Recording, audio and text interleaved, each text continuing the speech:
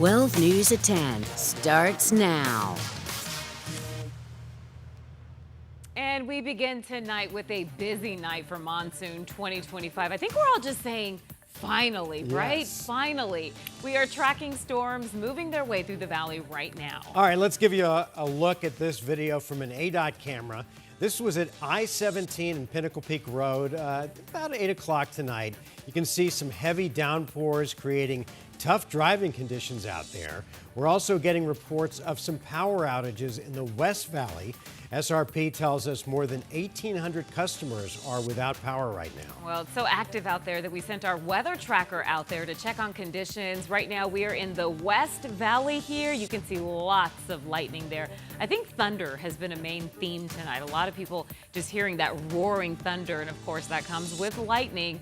Not heavy rain there, but certainly those windshield wipers are starting to work.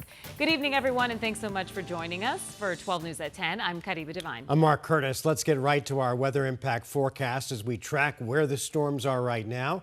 Meteorologist Lindsay Riley is here with a look at the radar. And Linz, what are you seeing? Well, we had one outflow boundary that started up toward Fountain Hills and worked to the west across the valley this evening. Thunderstorms began to pop first around Anthem and New River. You saw that ADOT camera around Pinnacle Peak, and then it began to spread further and further south. This one cell became severe over Tolleson and Avondale about 30 minutes ago. The severe thunderstorm warning is now over, but still packing a punch. We had up to 60-mile-per-hour gusts with that. It looks like it's still producing up to 40-mile-per-hour gusts. So this one, the reason why it became severe is we had the gust front, but it also interacted with the Estrella Mountains. It got that extra lift, and that's why this cell became a little bit stronger. But you can see it's very slowly moving to the south. So South Phoenix, South Mountain, and Ahwatukee about to see this strong thunderstorm. We've had plenty of thunder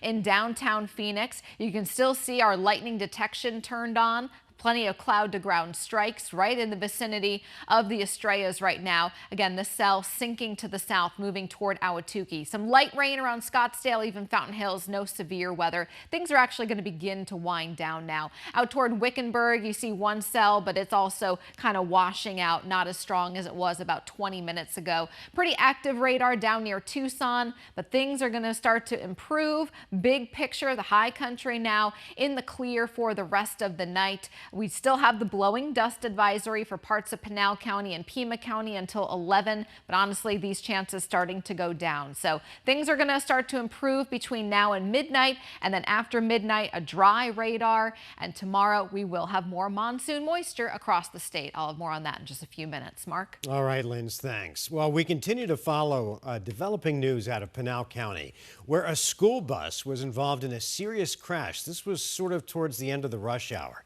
It happened on State Route 347 south of Maricopa.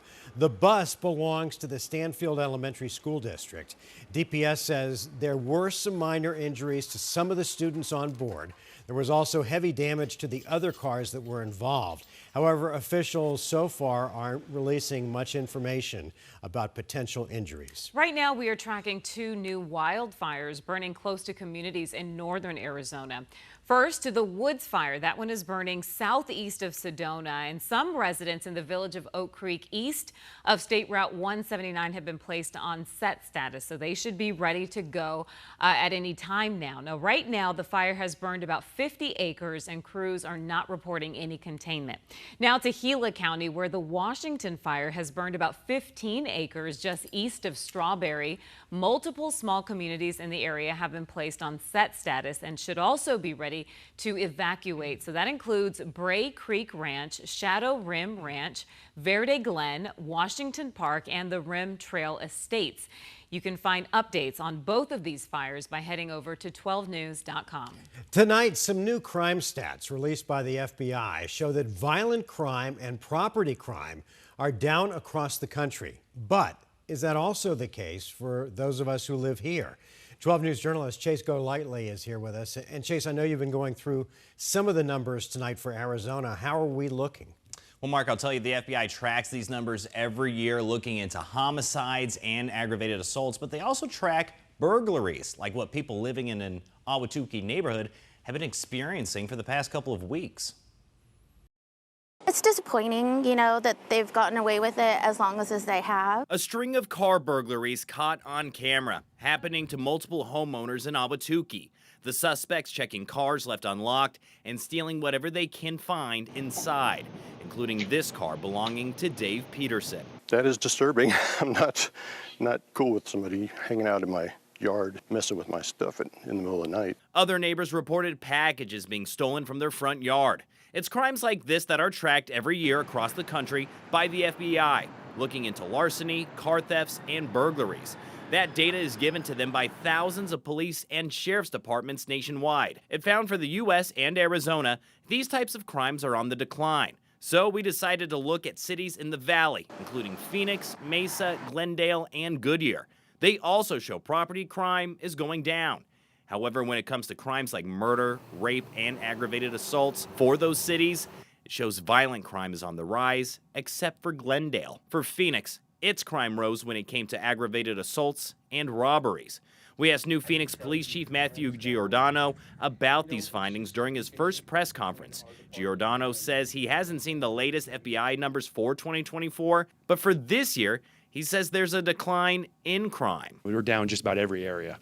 So I'll have to go back and look at what 2024 was and what went on there, because that's news to me. Still making sure that trend continues remains a priority for the new chief. But crime suppression is always important. It's a balance. It's a balance of resources. So we're always looking for innovative ways. Announcing what he plans to focus on for the department. I believe in holding ourselves accountable, operating with integrity, practicing compassionate policing in every interaction we have. I find it very important to me. And according to that state data, violent crime for the state of Arizona also shows a slight decrease. But if you're interested in finding out the stats in your city here in Arizona, we do have a link to where you can find and track that information on our website, 12news.com. We're live in the studio. Chase Golightly, 12 News. All right, Chase, thank you. Now to an update to some breaking news that we brought you last night at 10 o'clock. Two inexperienced hikers without the proper shoes had to be rescued off of South Mountain. The hikers hit the trail around 4 p.m. and called for help around 8 o'clock after getting lost and becoming overheated. Crews used a helicopter to get those hikers to safety. They are expected to be okay. Earlier today, we caught up with Phoenix Fire Captain Rob McDade, who says that there are some major concerns when it comes to hiking at night. You can only see as far as your light can light you up.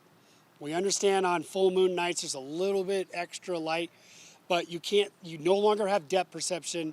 We see an increase in lower extremity injuries. People blow out knees, your ankle, again, and then there are snakes that are still out, rattlesnakes.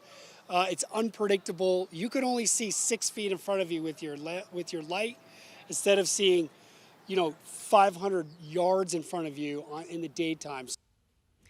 Phoenix Fire tells us that the hikers are lucky because their cell phone was still charged, and that allowed crews to ping their location and find them quickly. Well, we are keeping you in the loop about things happening in the West Valley, with construction now underway on a new school in Litchfield Park. The school is called Troy Gilbert Elementary. It'll be the new home for K through 8th graders in the Litchfield Elementary School District. All of this is because of a $100 million bond that voters passed 2 years ago. Superintendent Carter Davidson says the district has seen tremendous growth over the last couple of years, making this new campus a necessity. We're just super lucky because we would not have been able to have the conversation if our community didn't support us with a bond initiative. So I start with that because there's definitely a need out in our portion of the West Valley. We've seen a large amount of student movement from the east side to the west side, a lot of houses being built. The school is named after Major Troy Gilbert, who was killed in combat in Iraq in 2006. Officials say the school is set to open next fall and will welcome about 900 new students. A Phoenix neighborhood that dates back to the late 1800s is asking lawmakers to protect their homes from a new law that they think could jeopardize their future. 12 News journalist Gabriella Becerra explains.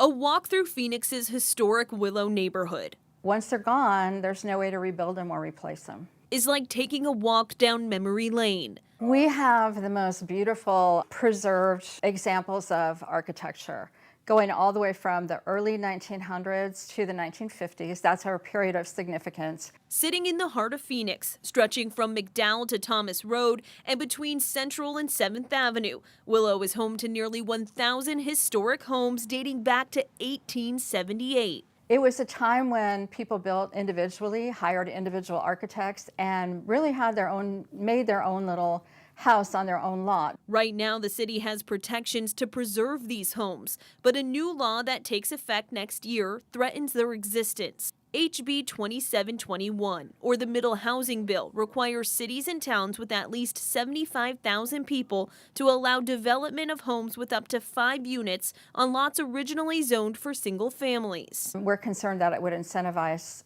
losing everything that we've worked for here through tear downs, and that homes will be bulldozed and replaced with fourplexes. Save Historic Arizona is asking lawmakers for an exemption that would protect all historic homes in the state from being torn down. We believe that Phoenix's future can be built without destroying its past, its rich past. The community understands the need for more housing, but doesn't believe it should come at the cost of historic homes. They're hoping lawmakers will see the same value in preserving these houses that they do. It was preserved for us, and we would like to preserve it for the next generation. In Phoenix, Gabriela Becerra, 12 News. Coming up next, President Trump is calling for more trips to space, how he's using a new executive order to make it happen. And 12